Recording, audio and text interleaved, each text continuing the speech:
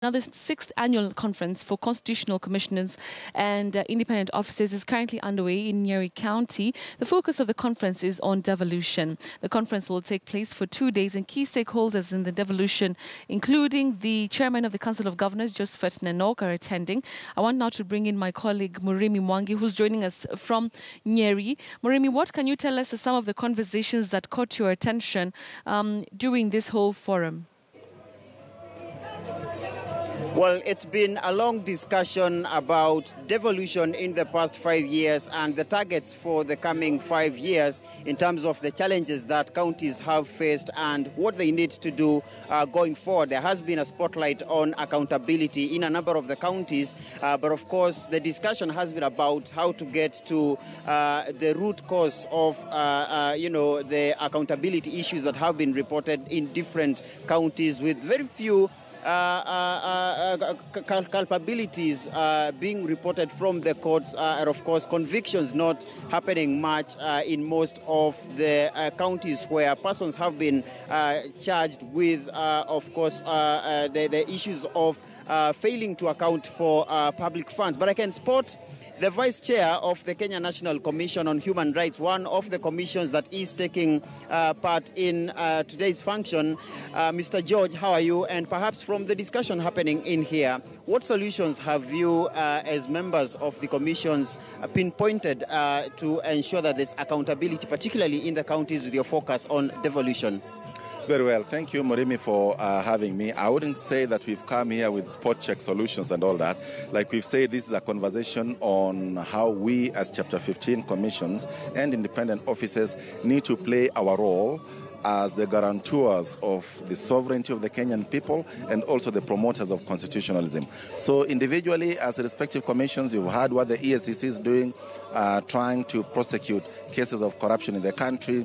You've heard what the Commission of Revenue Allocation has said they are doing in terms of ensuring that the counties have resources that are sufficient. You've heard what the Controller Budget has said and the Auditor General, that when the monies go to the counties, that the money is actually used, that there is value in that money that's allocated to the Kenyan people, so that the money is used in a prudent way. But most importantly is what the Chair of the Council of Governors said, that as a country we need to move away from this mentality of it's our time to eat.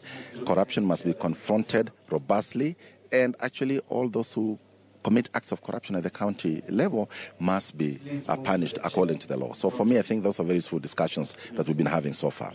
Would you say there's a disconnect between some key constitutional commissions and independent offices? Because the EACC will do their investigations, forward the reports to the DPP. Separately, you even have the Senate summoning some governors in Nairobi. But very few convictions that we have seen from the county governments, despite the rampant corruption happening across the 47 counties.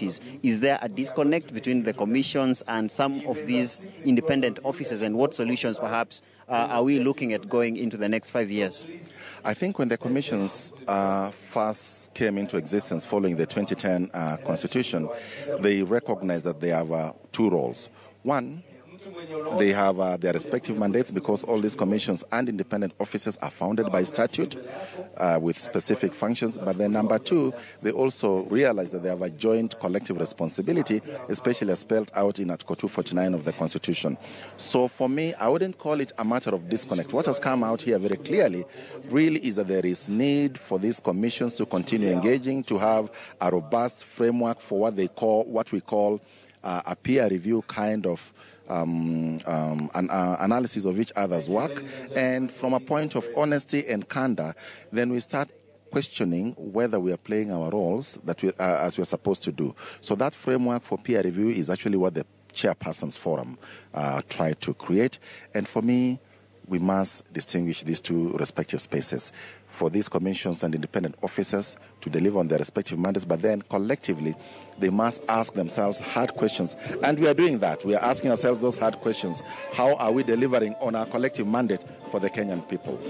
Thank you so much for your time, Mr. George Morara, the Vice Chair of the Kenya National Commission on Human Rights. Remember, the conference here will be ongoing up until tomorrow, and tomorrow the chairpersons of all the commissions will have an opportunity to have a round table to get to discuss and digest some of the issues that will be raised in the plenary, which is set to start anytime from now in the afternoon. Back to you in studio.